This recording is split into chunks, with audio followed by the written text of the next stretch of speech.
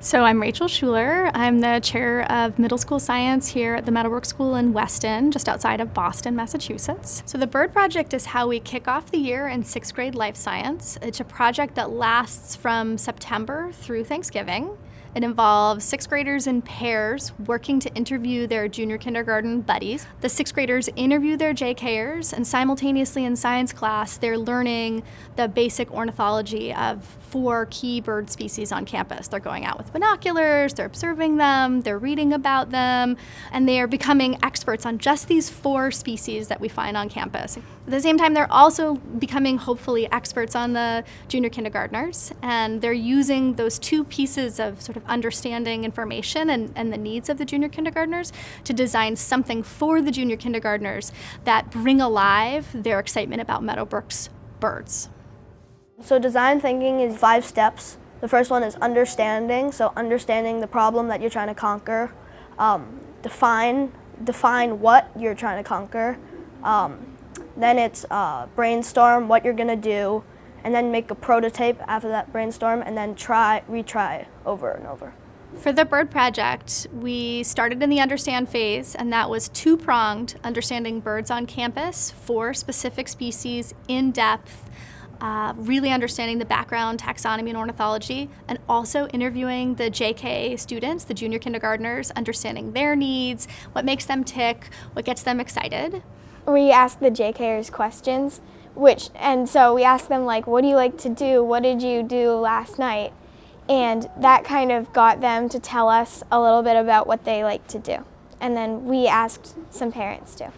After the understand phase, we moved into the define phase, where we tried to define what the junior kindergartners' needs are. And the kids had come up with all these different need statements, and there wasn't one that was better or worse than another. There were just a lot. They also had a bunch of different defined understandings around what these 4 species were on campus. After we had interviewed and talked to the JKers, we sort of sorted all the information and figured out basically what they had said through sticky notes, and then we grouped them to figure out what the basic categories were. I remember that some of the categories were JKers need a way to think about big feelings like gross stuff and surprising stuff and scary stuff. And I also remember that another one of the categories was they need to think in a miniature world to help them understand the bigger world. Then we moved into the imagine phase, where they used the visual brainstorming techniques that we'd been practicing up until that point. So they didn't limit themselves to one bird, they didn't limit themselves to one need statement, they just thought about what could I use, what would be exciting, what might be okay. So there's little sticky notes of like, make a junior kindergartner fly. Once they had put all that imagine out there, they kind of narrowed down, picked some that were exciting, and with their partner, thought about what they might prototype.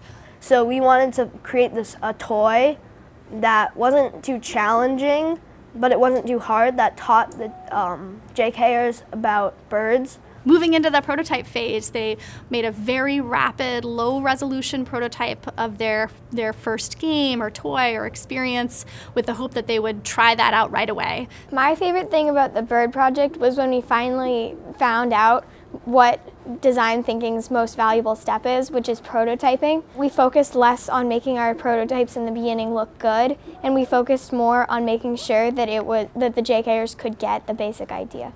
So on our first prototype, we called it the totem pole, because it was 2 blocks on an axle, and you needed to spin the blocks until you matched pictures on each of the sides.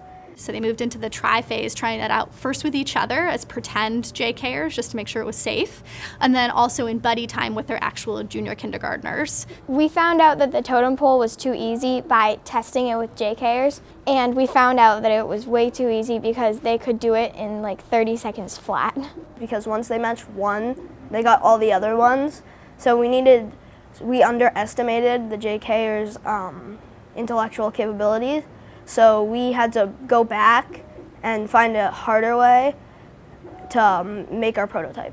They got feedback, and then we spent about 20 class days in the Eureka Lab going back and forth between try, prototype, going through different cycles. So in the design thinking process, failure isn't really a thing. The most challenging part about the Bird Project was probably going from prototype to prototype, because we had these ideas, but we didn't know how to make it so that they would work the way that we wanted them to and still teach the JKers enough.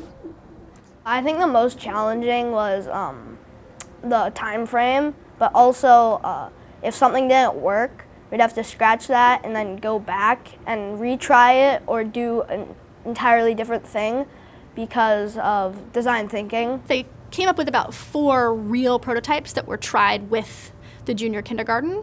And we had a little festival where the junior kindergarten played with the toys at the very end, and they're actually using them in the classroom right now as part of the bird unit that the junior kindergarten has in midwinter. I brought design thinking into my classroom because I was inspired by other educators who were using it, and their work was amazing. And I think when you see a classroom that's functioning in a really exciting way where students are engaged, you have to try it.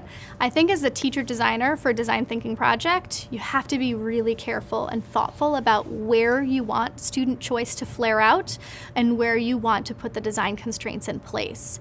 If it's your first design thinking project, I would say be very intentional about where you want that flare out to happen, because if you have too many of them, it's just going to become crazy. If you're a more experienced teacher, then you're going to become more comfortable with the multiple different projects running at the same time. I also would say being really careful with the calendar and gaming out exactly how long you want certain stages to take and putting a little padding in, because if it's your first time through or even your third time through, a certain stage might hit a hiccup, and if you're super tight for time, you're going to have to take it from somewhere else. And if there's a vacation or a hard stop deadline, know about that in advance, think about it, plan for it.